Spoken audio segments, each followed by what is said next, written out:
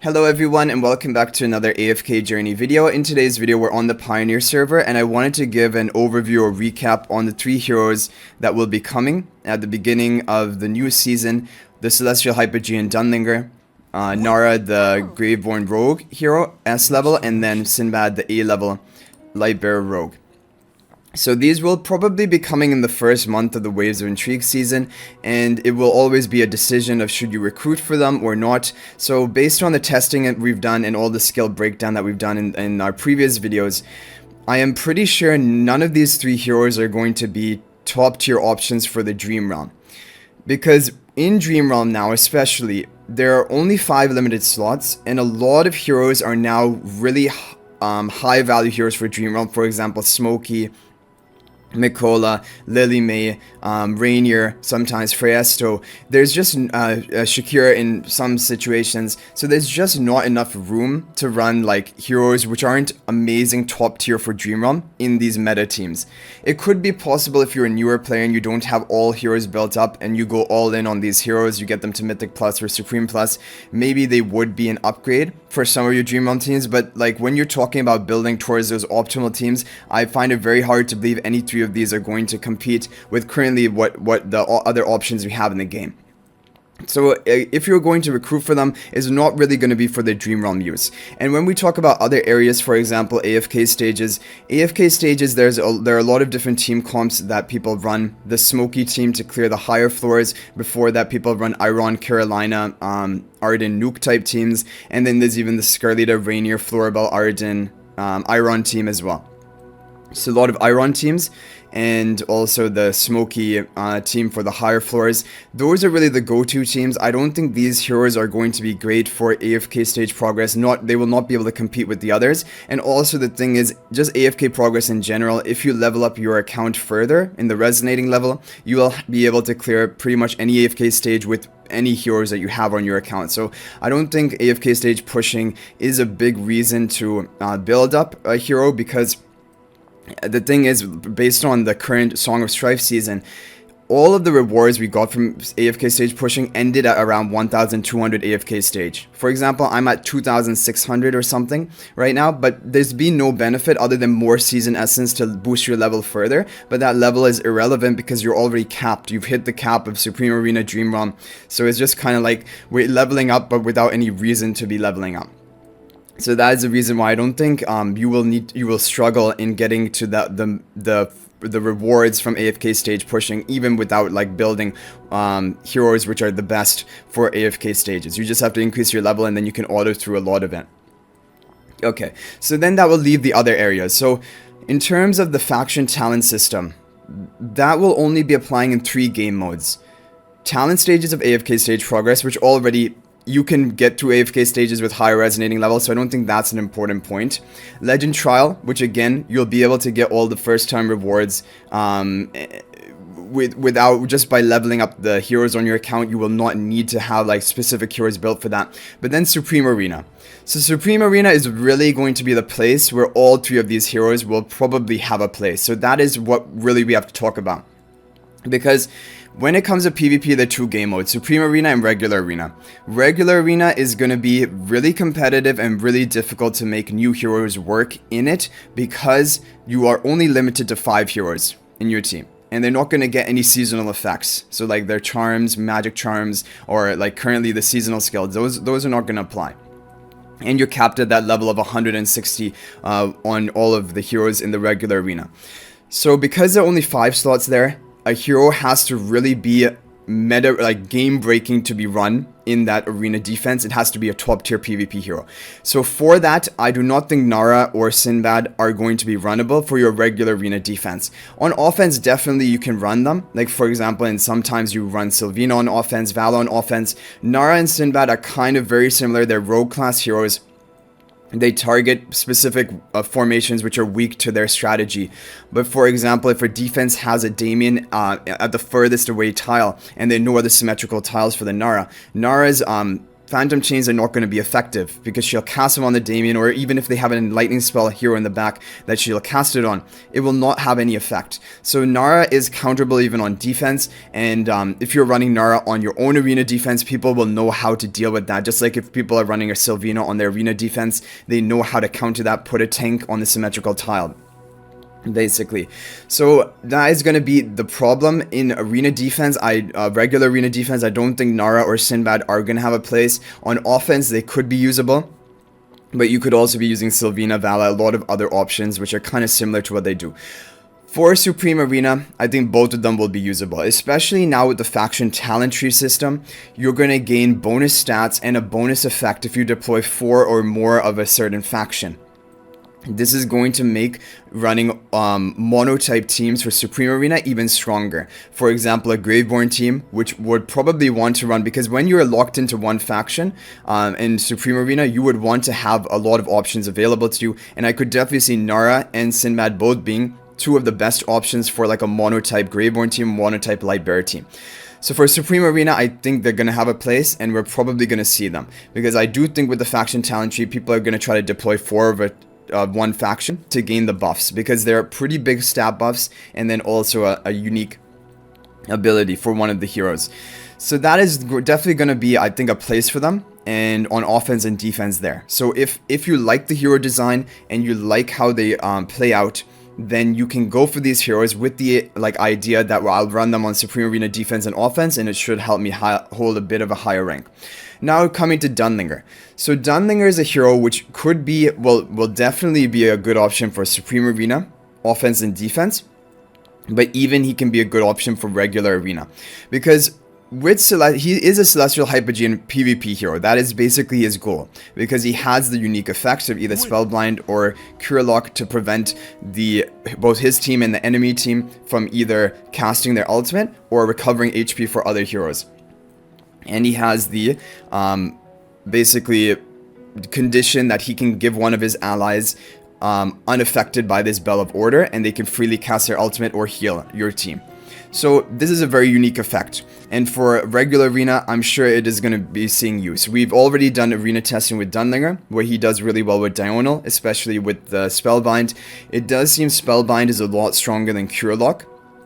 You could think that maybe running Cure Lock into an enemy stall type team with a lot of healing could work, but the problem is a stall team by definition is pretty tanky. They're probably going to survive for the 12 seconds until his Bell of Order wears off, and then they're going to heal. So that is the major, that is what I've seen with Dunlingr. He's much better with the Spellbind and trying to get off your ultimate combos quickly and trying to nuke down some enemy team heroes. So, and also the thing is, if you run him with the Cure Lock, then he's susceptible to like enemy Irons controlling your team and control type strategies. So I think he's best with Spellbind. I think there is potentially some ways that he can be used for Cure Lock as well. But his best ally, he will want to have a hard-hitting damage dealer on his team. Whether it's Cure Lock or whether it's Spellbind, if it's Cure Lock, you want to nuke through the enemy team before your Bell of Order wears off, right? So Diurnal can help with that. Even without his ultimate cast, he can deal enough damage to sometimes kill enemy heroes. And if you have Spellbind, then you want your Diurnal to cast their ultimate and then wipe out the enemy team. The big issue with Dunlingr is that Lily May is going to counter him.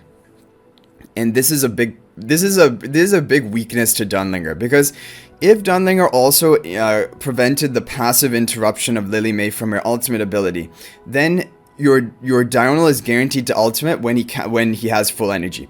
The problem is if there's an enemy Lily May who's alive, she is going to interrupt the Diurnal's ultimate cast. So like, even though Dunlingr is providing like the benefit to one of his allies, it's kind of negated by an enemy Lily May. And so basically his whole team is locked down. They're not able to cast their ultimate. They're going to rely on their non-ultimate skills to kill your team.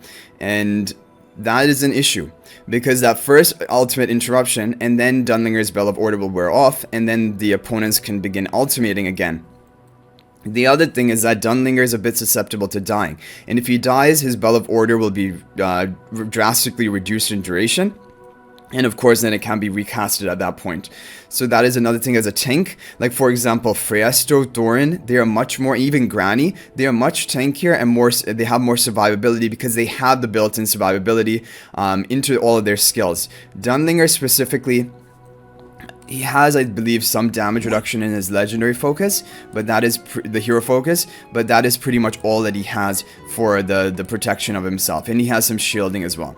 But from the testing I've seen, he is easier to kill than, for example, a Freesto, Thorin, or Granny, especially if the Freestos are placed on the same row, because then they get the bonuses of the shield and the additional bonuses that you get. So that is kind of the issue with Dunlingr, although I do think he'll be powerful in Arena. And also the other problem is he doesn't really counter Scarlita with the Spellbind, because the Spellbind is going to last for 12 seconds. And then after that 12 seconds, if he has enough energy, he can recast it for another 6 seconds. In total, that's 18, potentially up to 20 seconds. So Scarlita descends 15 seconds into the battlefield. And when she descends, she will not have full energy. She needs to deal a bit of damage, or take some damage to charge up her energy meter. But by the time she is ready to cast her ultimate, it's like the perfect time for Dunlingr's Bell of Order to wear off. And so she can still wipe out an enemy team as long as she has enough surviving allies to deal the true damage.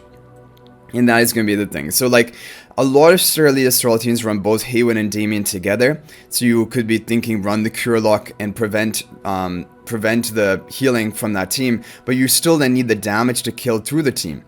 And that is also a problem. Like, it takes time to charge up your ultimates to then deal the damage to break through, especially if the enemy has like a Thorin soul pacting the Haywin, which is like my arena defense I have.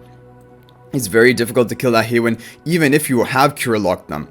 And the Damien, he just respawns himself, even if you do manage to kill him.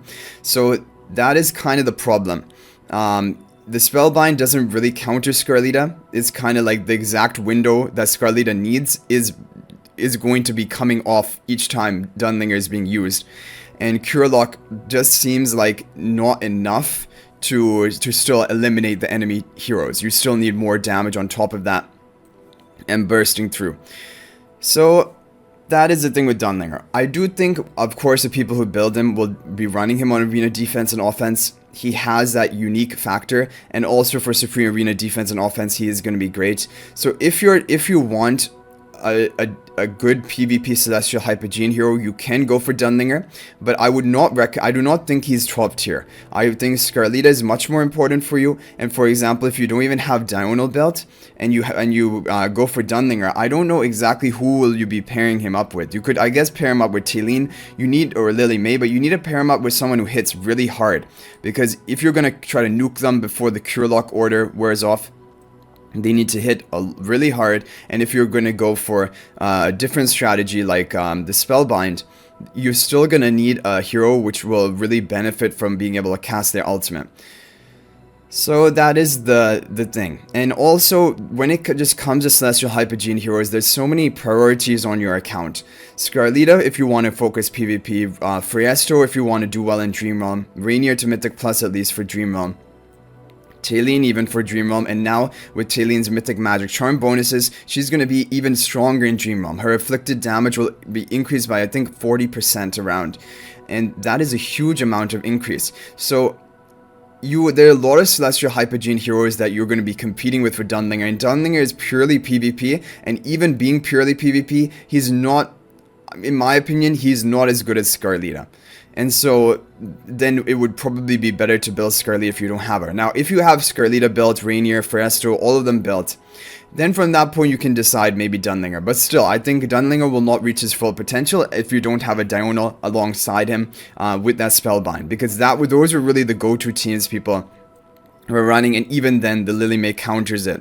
So if people have Lily May built on their defense, it's still going to be difficult for you to deal with.